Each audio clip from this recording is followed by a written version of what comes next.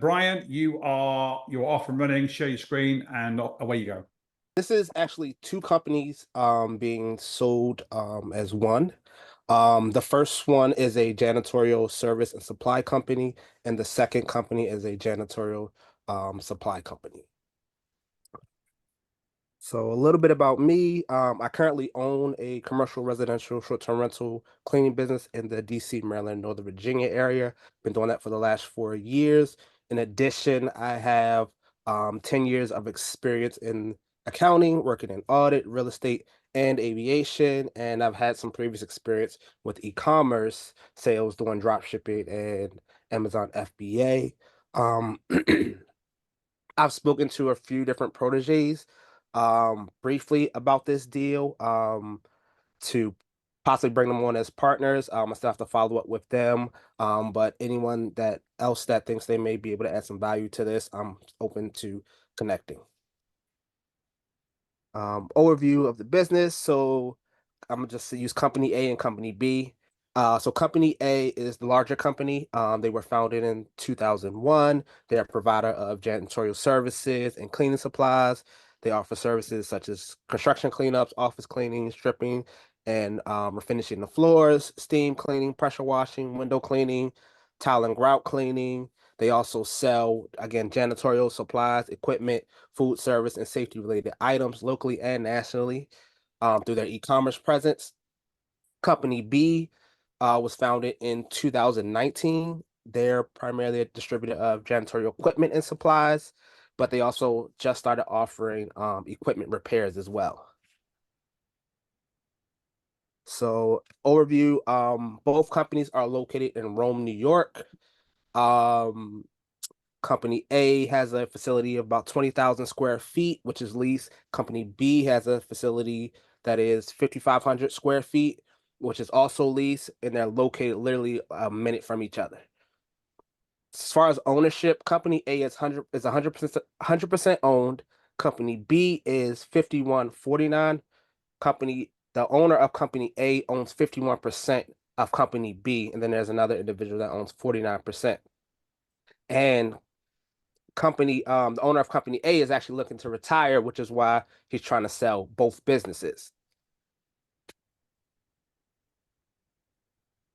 So currently, company A has the president, which is the owner. They have an operations manager, e-commerce manager, general office manager, operations supervisor, an AP and purchasing department, and about 20 to 25 full-time cleaning techs and 35 to 40 part-time cleaning techs. Company B has the president, which is the 49% owner, but the vice president is the 51% owner. But they don't really do any of the day-to-day work as far as management. They more so just provide advice on a higher level. They also have an operations manager, a delivery driver, and someone working in admin, and they all work within the store as well.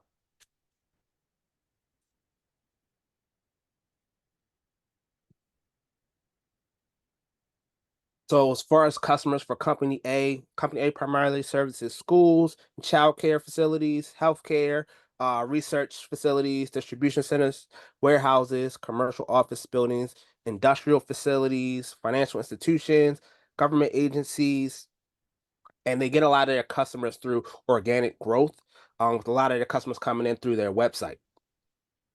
So in 2023, approximately 95% of their revenue was derived from repeat customers. So that shows that they have really good customer retention and really good relationships with their customers.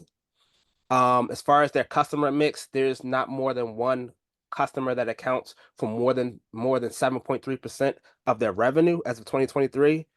But that 7.3% of revenue came from actually company B. So company B actually purchased majority of their supplies from company A because company A actually has a really good relationship with the suppliers and they're able to get a better deal on the supplies. Company B actually identifies and secures their clients via their sales team, social media accounts, and their website, and through referrals. They primarily service commercial markets throughout the U.S., including education, manufacturing, industrial, government, healthcare, and nonprofits. 90% of their revenue from 2023 was derived from repeat customers as well. Um, Company B has a customer that they've been working with for several years. That's their biggest customer.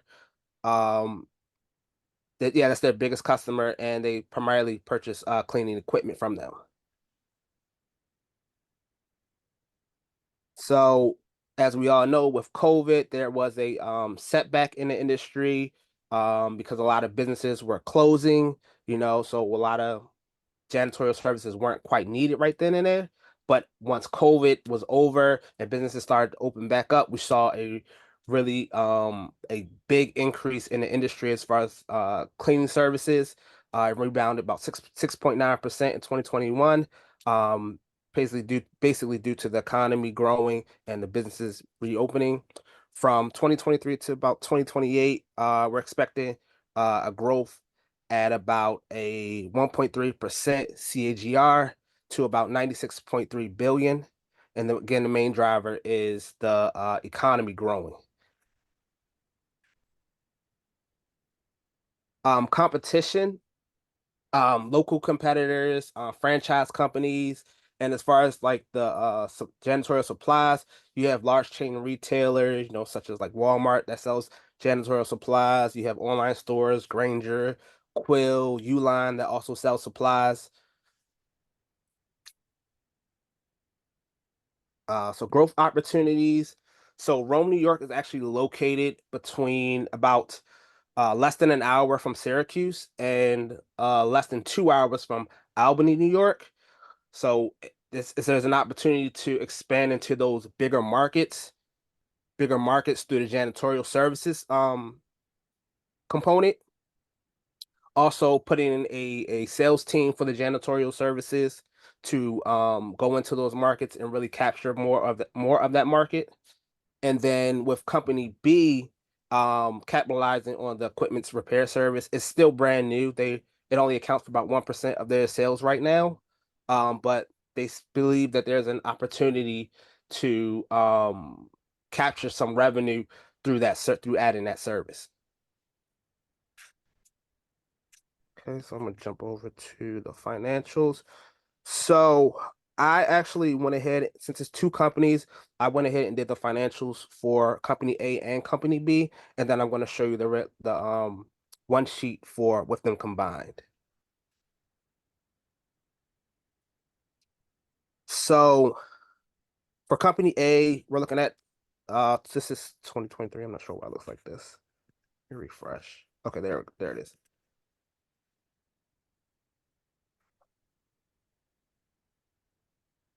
So we can see that revenues have been growing year over year, as well as COGS have been going up, as well as the expenses. But the thing that does bother me a little bit is the EBITDA is actually going down significantly year over year. Yeah. So that's one thing that really kind of bothers me, kind of raises a little red flag for me. So I need to figure out and connect with the owner to figure out what's going on with that. But the owner has been increasing his salary year over year, as you can see here. Which you don't do, right? When your base profit goes up, you don't take more out. So yeah, Yeah, there's a bit of a rinsing of this business going on. But yeah, keep going. yeah. So the balance sheet is actually historical. This is as of the end of 2023. I do need to get an updated balance sheet as of this point in time so I can have accurate financials to go off of. But but we can see they have about as of 2023 they had about 1.8 million of cash on hand, Wow. 738,000 in AR, which is very high. Inventory about 584,000. Fixed assets, as we can see here. There's no debt on this company, which is really good. They had a PPP loan, Yeah. which was actually forgiven in 2022. So that was taken off of their books. The AR is actually not that high, right? So if you think it's doing over 7 million, the AR's like literally it's like a tenth, right? So you've got about 35 days of AR, which Mhm. is pretty low, right? Like normally in a B2B you see like a 60 day. So 30, 35 days of AR it's really good. The big shock here, which is a great shock, is the cash. With despite the margins being really low, the cash on hand is huge, right? So you have about $1.2 million of surplus cash inside of this business. Well, hey, you just calculated it. The model has, yeah. So you've got 1.2 million of surplus cash here. So that's a great closing payment that you can make on this if you price the surplus cash into the overall deal. But we've got about 7 minutes left, Brian. Are you okay? I think we've got enough on the deal, and great presentation, by the way. Super confident in how you presented it. Are you ready for some analysis? Sure. I'm not sure if you want to see company B, but sure. Yeah, I'm just conscious of time because I've got a hard stop in 7 minutes, and Okay. I wanna hear Lenny's view on this. He's our expert in this market. If Lenny wants to see company B, Lenny can see company B. But Lenny, what do you think about this deal? Yeah. Hey, first of all, really good presentation, and we've talked about that. And company B, if I remember, is just the supply company, correct? Right. Yeah. So, as I mentioned to him during the years that we were building our business, we flirted many times with going into the supply side of janitorial. And I feel like they're two completely different businesses, right? One's a commodity business, which is the supply side, and you rightly said that you've got everybody's real, including even office companies.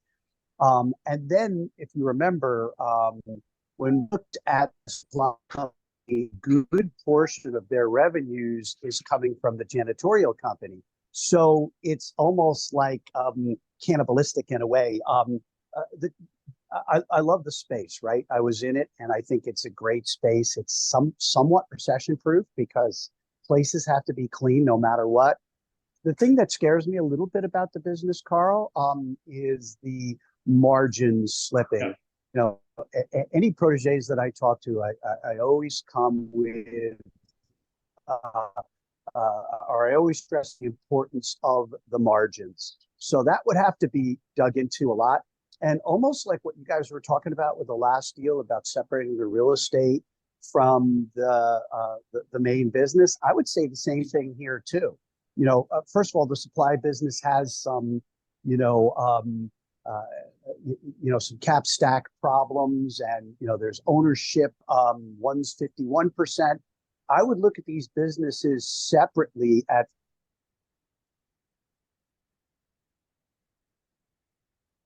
We've lost you, Lenny. Yeah. So I think what Lenny was talking Oh, about. Oh, he's back. Go ahead. I'm back. I'm sorry. A quick question. Do you have to buy both of these companies together, or can you look at them separately, much the same way as real estate, like David had mentioned? Real estate, he always looks at deals, real estate separate from the deal itself. Do you have to buy both of these deals, or could you just buy one, for example? Because in the supply business, I think we came to the conclusion that it doesn't really have much value. Yeah, so that's a question I need to ask. But they don't have an asking price on neither one of the businesses. They're open to any offers that they receive, any type of deal structuring. So I would need to ask that though.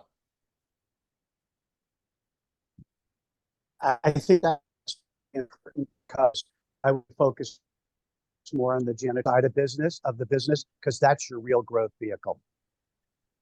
Well, one thing for the company A, so of that 7 million revenue, 4.8 of it was from the sale of janitorial supplies.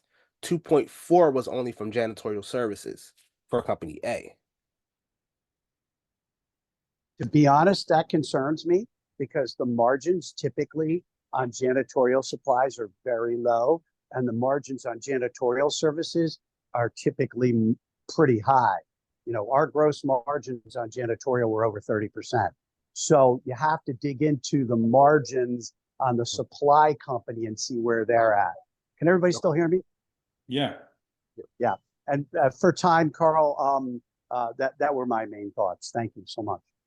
Okay, perfect. Alrighty, Mr. Bronson. Yeah, real quick, I'll make it quick here. Brian, you mentioned you were looking for partners. What are you looking for partners for? As a team, are you looking for capital, for people to help put in capital? What are you looking for partners for? Yeah, Both. equity partners, as well as operational partners.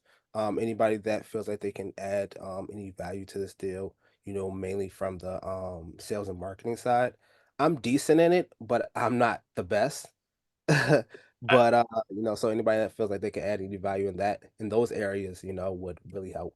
Okay. The reason I asked is if you're looking for equity and you talk to an SBA lender, I check with them first, but because you're already in the industry, typically if you're in the industry already and the NAICS code matches up or very similar, you don't have to, you can go to the SBA, and because you're already in that industry, you don't have to put any money down.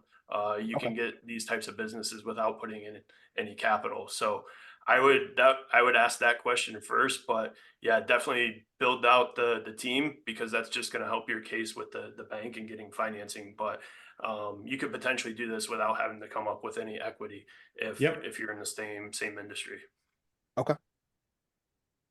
Yeah, it's called the other use of cash rule inside of SBA. But again, I think one of the big secrets of this deal is there's $1.2 million of surplus cash that if you buy the business with the cash inside of it, so you adjust the valuation, of course, so you're paying more for the business, but you've got a huge chunk of cash that you can use as part of the deal structure.